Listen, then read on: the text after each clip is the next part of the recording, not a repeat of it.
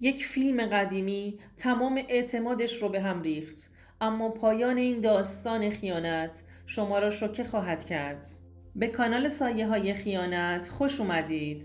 ما در اینجا سرگذشت واقعی افراد رو روایت می کنیم.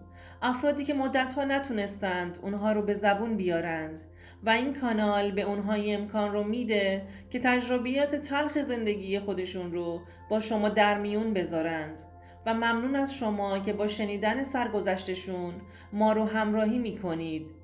زویا هستم. تازه دانشگاهم رو تموم کرده بودم. ما 3 خواهر بودیم.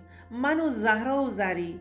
من دختر اول خانواده بودم و پدر و مادرم خیلی ما رو دوست داشتند. بیشتر کارهای اداری پدرم رو خودم انجام می دادم. پدرم یک کارگر ساده بود و ما رو با زحمت بزرگ کرده بود. همیشه می گفت سعی کردم نون حلال سر سفره خانوادم بیارم تا آه و نفرین کسی پشت سرم نباشه و تن خانوادم سالم باشه. به ما هم یاد داده بود که حواسمون رو تو زندگی خیلی جمع کنیم. دور از حاشیه ها باشیم تا بتونیم سالم و تندرست زندگی کنیم. یه روز که با خواهرام نشسته بودیم دور هم و حرف می زدیم، یهو گفتم بچه ها، من دلم یه جشن میخواد، یه هیاهو، یه عروسی، شادی و پایکوبی. خواهرام هم حرفم رو تایید کردند. آخه زندگی خیلی دیگه عادی شده بود. دلم شادی میخواست تا اینکه یه روز زنگ در خونمون رو زدن و برامون کارت عروسی آوردند.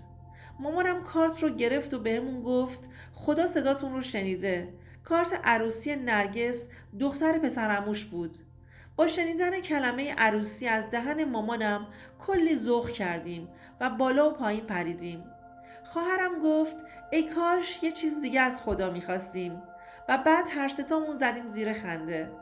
روز عروسی که رسید من زیباترین لباسم رو پوشیدم و موهام رو مدل درست کردم.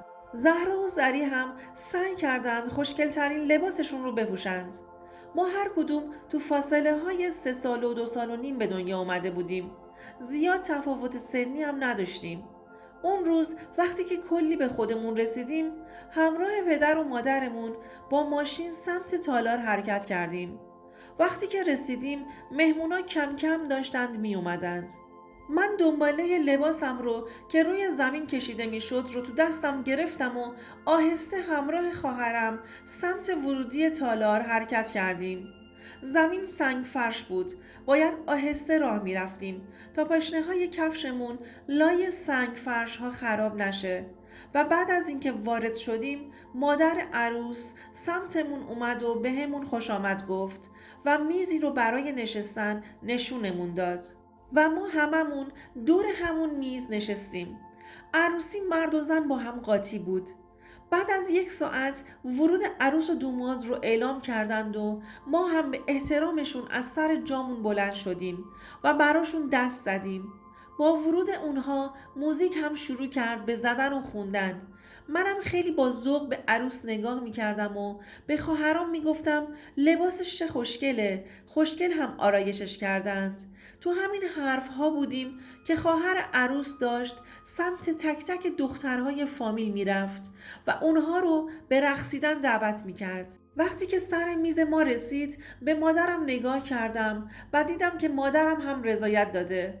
با خواهرام رفتیم و با هم شروع کردیم به رقصیدن. اونقدر غرق رقصیدن شده بودم که اصلا متوجه فیلم بردار نبودم که حواسش به من و گهگاهی دوربین رو میچرخونه سمت من. زری زود متوجه شد و به من گفت زویا فیلم بردار زوم کرده رو تو. گفتم نه بابا داره از همه فیلم میگیره، چه ربطی داره؟ گفت باور کن راست میگم، کلا حواسش به توست. برام مهم نبود، فقط دلم میخواست شاد باشم. کمبود چندین سال بی جشنی رو همونجا جبران کنم. بنابراین زیاد به حرفای خواهرم توجه نکردم و به رقصیدنم ادامه دادم تا اینکه وقتی خسته شدیم رفتیم نشستیم. بعد از اون تازه متوجه نگاه های فیلمبردار به خودم شده بودم. تو اون لحظه به این باور رسیده بودم که حرفهای خواهرم حقیقت بود و اون مرد مدام به من نگاه میکرد. خب منم بدم نمیومد چون هم خیلی خوشگل بود و جذاب و هم قد بلند. دوستان عزیزم، اگر تا اینجای داستان خوشتون اومد لطفاً این ویدیو رو لایکش کنید. اسم و رسم دار بود. یکی از بهترین و سرشناسترین آتلیه دارهای شهرمون بود. واسه همین اسم و رسمش قبلا به گوشم رسیده بود. وقتی که همه رو به سالن شام دعوت کردند، ما هم بلند شدیم که بریم. دیدم شمارش رو روی کاغذ نوشت و خیلی قشنگ از بغلم رد شد و گذاشت کف دستم. منم که از سرعت عملش شوکه شده بودم، اول به اطرافم نگاه کردم. دیدم همه حواسشون به رفتن به سالن غذاست. کاغذ رو باز کردم، دیدم شمارش رو نوشته، همراه با اسم و ساعت اولین تماسم به خودش رو اعلام کرده. اسمش سهیل بود. وقتی که دیدم خودش زمان زنگ زدنش رو مشخص کرده خندم گرفت. از بامزه بودنش بیشتر خوشم اومد. بعد از شام دوباره موزیک شروع به خوندن کرد و سهیل هم به کار خودش ادامه داد. تا آخر عروسی دیگه حواسم بهش بود. میدیدم که نگاهاش طرف منه. منم بهش لبخند میزدم. راستش ازش خوشم میومد. خیلی جذاب بود. و چون آتلیه‌اش معروف بود میدونستم خیلی از دخترها دلشون میخواد که باهاش باشند. عروسی تموم شد و ما هم به خونه برگشتیم. تو راه همش فکر میکردم این که به این قشنگی کاغذ گذاشت تو دستم و اینقدر حرفه‌ای عمل کرده، ببین قبل از من چند بار این کارو کرده که اینقدر تو کارش مهارت داشته. گهگاهی یواشکی به دور از چشم خواهرام و مادرم کاغذ رو باز میکردم و نگاه میکردم. مردد بودم بهش زنگ بزنم یا نه. خیلی با خودم کلنجار رفتم، چون شغلش طوری بود که با خیلی از زنها و دخترها در ارتباط بود. من که روحیه لطیف و حساسی داشتم و میدونستم که با این مسائل نمیتونم کنار بیام. همین باعث دودلیم شده بود. خلاصه که بعد از کلی کلنجار رفتن با خودم تصمیم گرفتم بهش زنگ بزنم.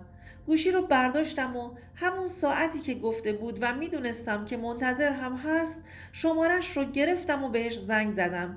سری گوشی رو برداشت. انگار همون لحظه گوشی به دست منتظر بود. گفتم آقا سهیل؟ گفت جانم. جواب دادم زویا هستم. دیشب تو مجلس عروسی شمارتون رو گذاشتید کف دستم.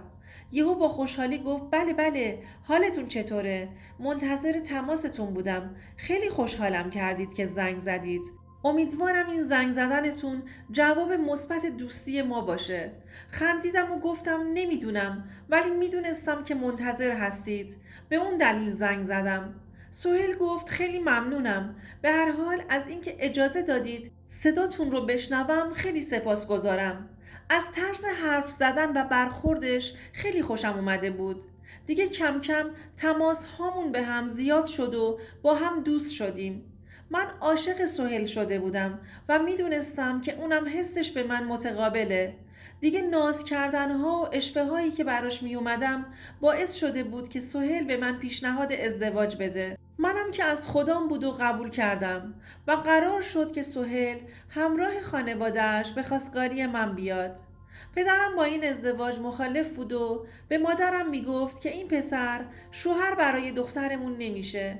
این کلاً عمرش رو تو مجالس کنار زنها و دخترها میگذرونه. بعیده از کس دیگه ای خوشش نیاد و زندگیشون خراب نشه. همونطور که دختر ما رو تو مجلس دیده، دیگران رو هم به همین شکل میبینه. دختر ما هم که خیلی حساسه و طاقت این جور چیزها رو نداره. من که با این ازدواج مخالف هستم. وقتی که مادرم اینها رو بهم گفتم نه مامان، اونجوری نیست، من دوستش دارم و با شرایط کاریش هم کنار میام. وقتی که پدر و مادرم منو مصمم به این ازدواج دیدند قبول کردند و با هم ازدواج کردیم. روزای اول ازدواجمون همه چی عالی بود و ما عاشقانه کنار هم زندگی می کردیم. اما کم کم عروسی های مختلط سهیل هم شروع شد. یه چندتای اول خودم رو زدم به بیخیالی. میگفتم خب شغلش اینه. منم که با همین شغلش قبولش کردم. الان این واکنشم برای چیه؟ تا اینکه آخر هفته عروسی داشت که مختلط بود. بهش گفتم که سهیل، من میخوام باهات همراه باشم. اولش خندید و گفت چرا؟ بمون خونه استراحت کن. با من بیای خسته میشی. گفتم نه نمیشم. میخوام کنارت باشم. شاید کمکت شدم. وقتی که دید اصرار میکنم قبول کرد که همراهش به مجلس عروسی برم. وقتی وارد مجلس شدیم رفتم یه گوشه نشستم. نگاهم به کارهای سهیل بود. ریز نگاه میکردم. همه چی رو با چشمام بررسی میکردم. میدیدم که دخترها وقتی نگاهشون به سهیل میفته رقصهاشون بیشتر با اشوه همراه میشه. حتی زنها هم با ناز و اشوه جلوی دوربین میرقصیدند. اعصابم به هم ریخته بود. دلم میخواست برم اون وسط و بگم که حواستون باشه، زیاد بهش نگاه نکنید، این آقا زن داره و منم زنشم. خلاصه اخمام رفت تو هم که یه لحظه سهیل حواسش اومد به من و اومد طرفم. بهم گفت چرا اینقدر اخم کردی؟ گفتم هیچی، اخم نکردم که. سهیل خندید و گفت آره تو که راست میگی. دوباره رفت و به کارش ادامه داد. خلاصه سعی کردم تا آخر مجلس رو به همون شکل تحمل کنم. وقتی تو مسیر خونه بودیم من یک کلمه هم حرف نزدم. سهیل گفت زویا چرا ساکتی و هیچی نمیگی؟ جواب دادم چی بگم؟ هر چی بگم که تو گوش نمی کنی. خندید و گفت بله خانومم، مشخصه که گوش میکنم. گفتم سهیل میشه عروسی های مختلط رو قبول نکنی؟ با تعجب بهم نگاه کرد و گفت اینو داری جدی میگی؟ آخه دیوونه، من شغلم همینه، باید قبول کنم وگرنه مشتریای خاص خودم رو از دست میدم. من هر جایی که ازم بخوان واسه فیلم برداری میرم و اینم باعث معروف شدنم شده و کار با کیفیت هم دست مشتری میدم و راضی نگهشون میدارم. تو هم سعی کن خودت رو متقاعد کنی که شغلم رو هضم کنی و این حسادت زنونه رو هم کنار بذاری. تو باید شوهرت رو بشناسی وگرنه بقیه مسائل نباید برات مهم باشه. بعدش هم ساکت شد. اون درست میگفت، شغلش بود، اما من نمیتونستم، داشتم عذاب میدیدم ولی باید تحمل میکردم. چند سال همینجوری به زندگی کردن ادامه دادم تا اینکه یه روز خواهرام وقتی اومده بودند خونمون بهم گفتند زویا فیلم عروسیت رو بذار تا نگاه کنیم. گفتم باشه، الان براتون میذارم. هر چقدر کمد فیلم هام رو نگاه کردم فیلم عروسیم رو پیدا نکردم.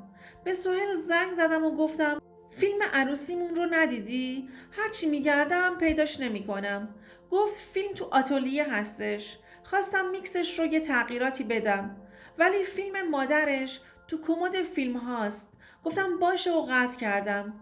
رفتم تو کمد فیلم های سهیل رو نگاه کردم. کلی فیلم بود. همه رو دونه به دونه برداشتم و دیدم. روشون اسمهای مردم نوشته شده بود.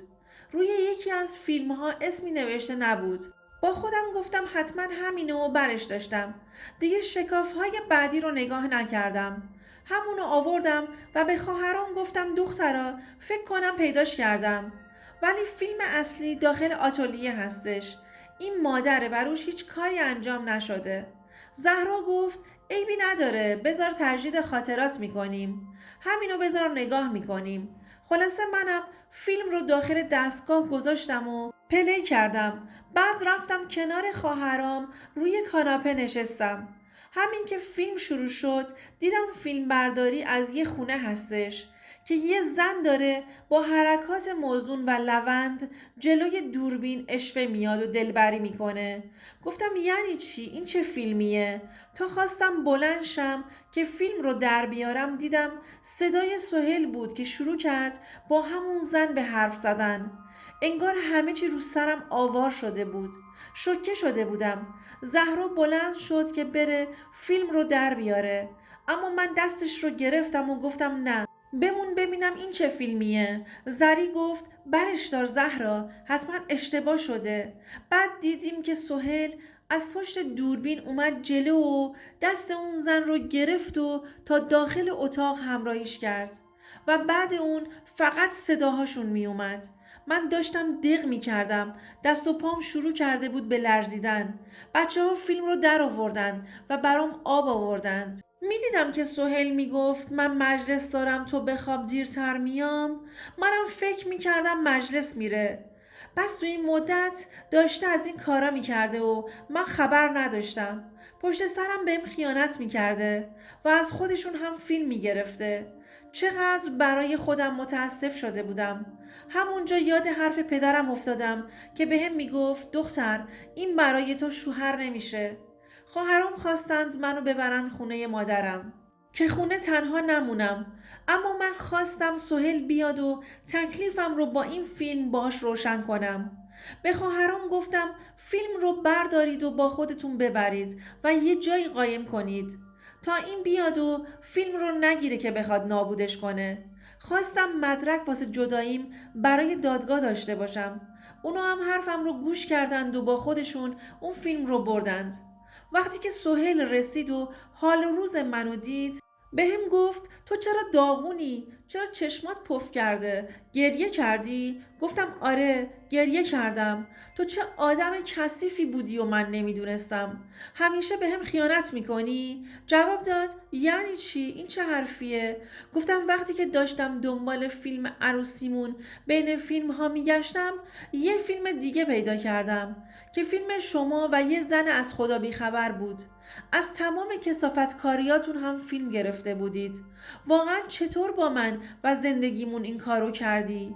سهیل که از اول همه چی رو انکار کرد، اما وقتی که گفتم فیلم رو جایی قایم کردم و طلاقم رو ازت میگیرم شروع کرد به غلط کردن و گفت تو اشتباه میکنی. اون فیلم مال گذشته هاست، اصلا ربطی به الان من و تو نداره. من بعد از متأهل شدنم هیچ اشتباهی مرتکب نشدم و نمیشم. دارم راست میگم، باور کن، زندگیمون رو خراب نکن و تصمیم اشتباه نگیر. گفتم اگه مال قدیم بود پس چرا نگهش داشتی و پاکش نکردی؟ جواب داد میخواستم پاکش کنم و روش فیلم عروسی ضبط کنم. نخواستم یه فیلم رو بندازم دور. میخواستم دوباره از اون نوار استفاده کنم که هر وقت یادم میرفت. باور کن زویا مال الان نیست. شایدم راست میگفت ولی من که حرفاش رو باور نمی کردم. نمیتونستم ببخشمش. وقتی که دیدم خیلی اصرار میکنه و از دوست داشتن و زندگیش میگه و هرچی قسم بود آورد که مال قبل از آشناییمون بوده، سعی کردم بیشتر فکر کنم. آخه خودمم عاشق سهیل بودم. چند روز گذشت. من هر روز به این قضیه فکر می کردم. اگر مال قدیم بود اون موقع که من تو زندگیش نبودم درسته برام سخت بود ولی جای بخشش داشت، چون اون موقع متعلق به من نبود. همین بود که با خیلی فکر کردن تصمیم گرفتم یه فرصت دوباره به زندگیمون بدم و بهش گفتم شرط ادامه دادن زندگیمون اینه که باید تو آتلیه کنارت باشم و تمام مجالست رو هم شرکت کنم. سهیل بنده خدا قبول کرد و بهم گفت من دوستت دارم عزیزم. اشتباه قبل از ازدواجم رو به بعد از ازدواجم ربط نده. نذار خوشبختیمون خراب بشه. من بعد تو چشمام هیچ زن و دختری رو نمیبینه.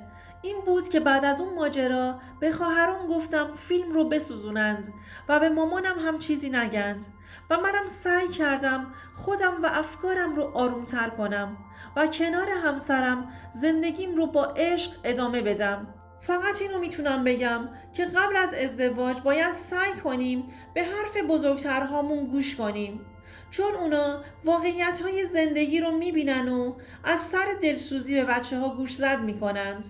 باید عاقل باشیم و نصیحت پذیر تا تو زندگی هامون به چالش کشیده نشیم. دوستان عزیزم، اگر شما هم به این نوع سبک از محتواها علاقه‌مند هستید این ویدیو برای تو هستش. لطفاً برای دیدن ویدیوهای بیشتر ما رو سابسکرایب کنید و ممنون که تا انتهای این ویدیو با ما همراه بودید.